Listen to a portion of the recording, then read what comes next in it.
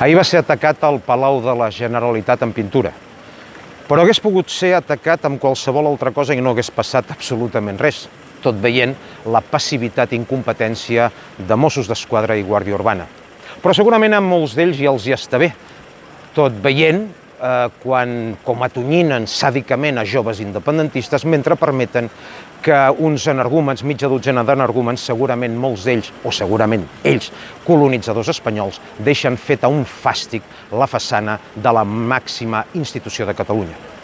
I cal recordar que aquesta institució, per recuperar-la, va significar que molts catalans hi deixessin la vida, s'exiliessin i patissin tortures. I és que aquesta institució ha estat feta també damunt del sacrifici de molts catalans. I ara tenim una classe política i una policia que no tenen la dignitat de defensar-la tal i com es mereix. Ara, això sí, tenen la dignitat de cobrar la seva nòmina cada mes d'ella sense que tinguin cap mena de problema.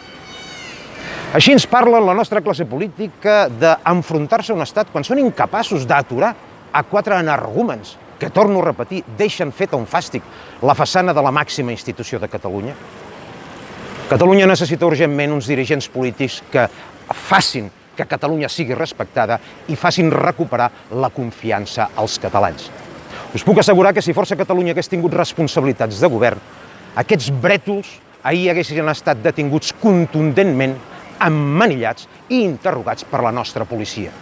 És així com es fa respectar Catalunya i és així com es tracten els enemics de la nació.